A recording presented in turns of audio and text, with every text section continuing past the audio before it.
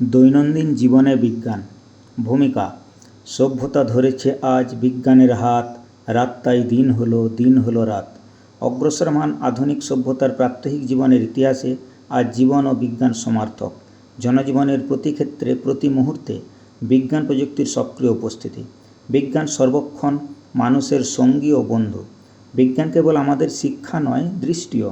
আচার্য প্রফুল্লচন্দ্র রায়ের ভাষায়, বিজ্ঞানই বর্তমান জগতের উন্নতির মাপকাঠি, বিজ্ঞানের অগ্রগতিতেই সভ্যতার অগ্রগতি।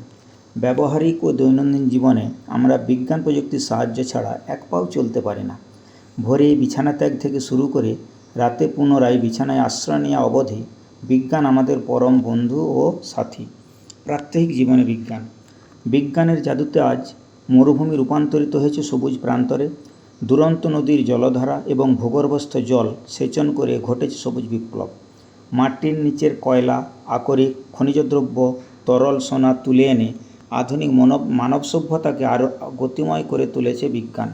চিকিৎসা ক্ষেত্রে নিত্য নতুন যন্ত্রপাতি আবিষ্কার, ক্ষতিকর রোগ জীবাণুর বিরুদ্ধে টিকা ও ঔষধ আবিষ্কার, অঙ্গ প্রত্যঙ্গ প্রতিস্থাপন ব্যবস্থা দুরারোগ্য ব্যাধিকে করেছে প্রধানত। সকালে ঘুম থেকে উঠে টুথপেস্টে দাঁত মাজা, ট্যাপের জলে হাত মুখ ধোয়া, গ্যাসের চা, টিফিন, লাঞ্চ প্রস্তুত করা, বিদ্যুতের আলোকে ঘর বাড়ি আলোকিত করা, কৃষি, শিল্প, শিক্ষা, সংস্কৃতি, খেলাধুলা, পরিবহন, চিকিৎসা, পাখা, heater, fridge, washing machine, air cooler, radio, টেলিভিশনের ব্যবহার সবেতেই বিজ্ঞানের অবদান। শোয়ার ঘরে বসে টিভির মাধ্যমে আমরা সমগ্র বিশ্বকে গৃহবন্দী করতে পেরেছি। ফ্রিজে কাঁচা সবজি ও রান্না করা খাবার রাখার ফলে বাঁচানো যাচ্ছে বাড়তি শ্রম, সাশ্রয় হচ্ছে জ্বালানি খরচ ও আর্থিক ব্যয়। যোগাযোগের মাধ্যম বিজ্ঞান। ঘরের বাইরে পা ফেললে সেখানেও বিজ্ঞানের অতন্দ্র প্রহরা। প্রতিনিয়ত অকৃত্রিম সহযোগিতা। উন্নত মানের রাস্তাঘাট নির্মাণ, জল, স্থল, আকাশপথে দ্রুতগামী যানবাহন, সেতু, পাতাল রেল চলার পথকে করেছে সুগম। Telephone, Telegram, email, mobile, internet, computer, Facebook ইত্যাদি যোগাযোগের ক্ষেত্রকে করেছে অতীব সহজ। নিত্য নতুন আবিষ্কৃত যে সকল মহাকাশযানে চড়ে মানুষ আজ পাড়ি দিচ্ছে গ্রহান্তরে, সেই সবই বিজ্ঞানের দান। বিজ্ঞানের অপপ্রয়োগ। বিজ্ঞানের নানাবিধ আবিষ্কার মানব সভ্যতাকে বহুদূর এগিয়ে দিলেও তার অসাধু প্রয়োগ আমাদের সর্বদা রক্ষা করতে পারেনি। বিজ্ঞানের সহযোগিতায় মানুষ আজ হয়ে উঠেছে যন্ত্রনির্ভর।